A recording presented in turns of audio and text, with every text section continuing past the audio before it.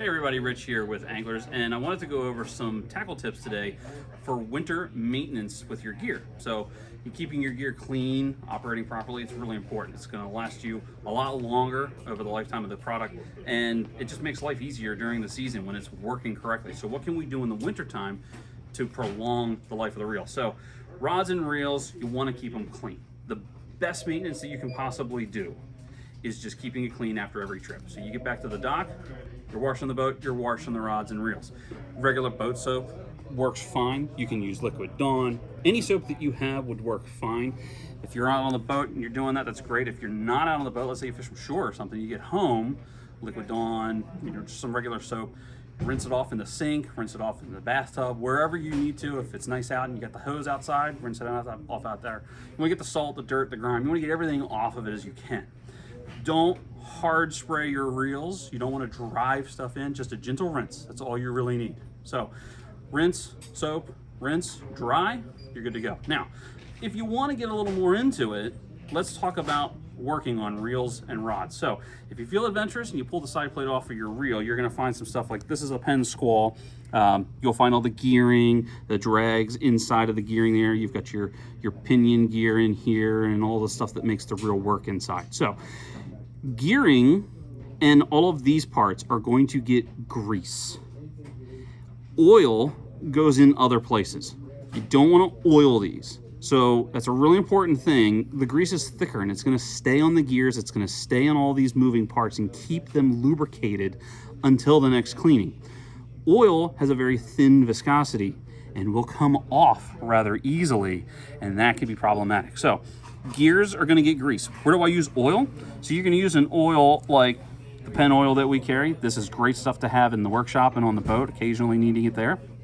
Where would I use that? Well, on a level line reel like this, we could put oil on the worm gear in here to keep that moving nice and smooth. On the handles, to keep that handle spinning nice and free, you can put a couple of drops of oil in here. You can actually pull this cap off and you'll see the screw inside. You can oil it inside of there. Areas like that are going to get oiled. Now, some bearings do get oiled, some bearings do get greased. Any bearing that's going to be shielded, where you cannot see the raceway, those you can drop a couple drops of oil in. If it's exposed, then you can pack some grease in there if you want. It really depends on the bearing, it depends on the reel. So, you got to kind of gauge that one, do some research on the ones that you have. But overall, grease on gears, oil in certain places. Now, one tackle tip that I'll have is steel wool. This is a lifesaver. Now, when you go to the hardware store, there's lots of different grades of steel wool. You want to buy the extra fine, the 4-0, the extra fine, the super fine stuff that you can find. You take the steel wool, you pull off a bit of this, and any of that hard to get corrosion that you have will come off very, very easily with just some subtle polishing. You come in here with this stuff, you don't scrub real hard, just some subtle polishing, and this will take that hard to get dirt, grease, grime. It'll get all that stuff off relatively easily. A little bit of labor involved in this. But when you get done, the hard to get stuff is out and you don't scratch the finish. You can use this on mirror-like finished stuff. So let's say on this spool. This spool's got a little bit of corrosion and some dirt and stuff in there. If I come in and I just lightly polish that, it'll really bring that back to life. It'll get rid of all that hard to get corrosion and whatnot. You just lightly polish it and there's no scratches left on it at all. So it's going to bring it back to life.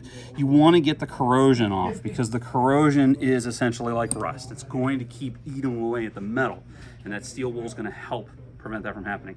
Some other things, this is talking about some conventional reels. Let's move over to a spinning reel. So drags.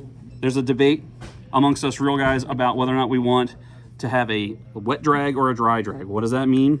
In a spinning reel, you'll typically have these little clips. You want to pull these out, keep these, don't let them fly across the room. Once that's out, you can actually start to pull the drag system out. So there's my first metal washer, and then you'll see these fiber washers in here. If I gently pull these out.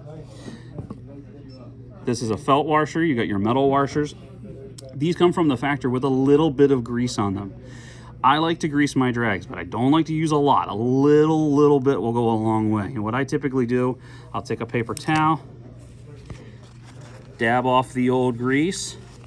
You'll see some residue on the paper towel there. Then I'm going to take the new grease, smear it on with my finger, dab off any excess, and then I go ahead and put it back into the reel and I reassemble everything. Make sure when you work on a reel, you do it in order. You take a part out, you lay the parts out in the order that they came out of the reel. So then when it comes time to put it back together, you just go in reverse order and you don't have to worry about losing any parts. Also, every reel that's manufactured has a schematic. It has a map that shows you all the parts that are in it. It'll also show you where they all go. You want to print out a schematic before you take a reel apart, just so that you have that map to work off of. So reel maintenance is really important. Number one, just keep them clean. Soap and water, that works the best. If you really want to dive into it, get yourself some grease, get yourself some oil, and then you can start taking these apart and just wipe off the old stuff. Brushes go a long way, whether you have like an old toothbrush, nylon brush. Sometimes we want to use some of these like wire brushes that have like the copper or the brass or metal brushes, just to get that hard to get stuff out of the gears or out of small nooks and crannies. Get all the old stuff out and then reapply new grease and oils. Now, WD-40. WD-40 is a huge helper for you. It's going to cut off that grease and that oil. The WD-40 is a degreaser, so don't leave WD-40 in or on the reel. Use it to clean the stuff off, and then you want to wipe all that WD-40 off. It's a degreaser. If I put WD-40 on my gears, and then I put grease on top of that and don't clean off the WD-40, the residue of the WD-40 will actually break down the oil and the grease that I put on. And then it kind of negates the whole thing of what I was doing. So make sure you use it as a cleaner, but don't leave it on there. Don't spray it on the reel. If you do, wipe it off. It's just to clean. Let's move to rods. So rods need some maintenance too. You want to make sure that these stay clean. Again, it's as simple as just rinsing them off with fresh water. You start to see some rust on your guides, it's because salt buildup has started sitting on there and it's starting to rust and corrode and eat away. You get one little nick in the finish of that just from a hook or banging on something. There's a compromise in the finish, it's going to corrode. So clean them off. Rinse them with fresh water, soap them up, use a sponge or a mitt or a rag, keep them clean, rinse them off, keep them dry. To do a little bit of maintenance to this, we're back to our steel wool. So you can use the steel wool to polish the metal on there. If you get a little bit of corrosion, just polish it off with the steel wool and then wipe it off and you're good to go. Not really much else that needs to be done to that. And periodically you want to check your guides. You want to make sure that the inserts haven't knocked out, that they're not cracked or fractured. If they crack, fracture, or fall out, you will break your line. The line will just chafe as it's going in and out. So a good tip, obviously look at each guide. How do they look? But if you're still getting some fraying here and there, take a Q-tip. Run the Q-tip inside of the guide. If there's a crack or a small fracture that you can't see with your eyes, it'll tear the Q-tip and pull off that cotton. And now you know that you need to go get that replaced or fixed, or depending on the rod, replace the rod. Definitely want to check the tip guide. The tip guide does get a lot of abuse being on the end, so you may want to periodically check those. It's a good habit to check those after every trip, just to make sure that they're good for the next trip. For us offshore guys or guys that are using some rollers in the bay, these need maintenance. You don't just buy these and leave them as is. These rollers will seize up and stop rolling.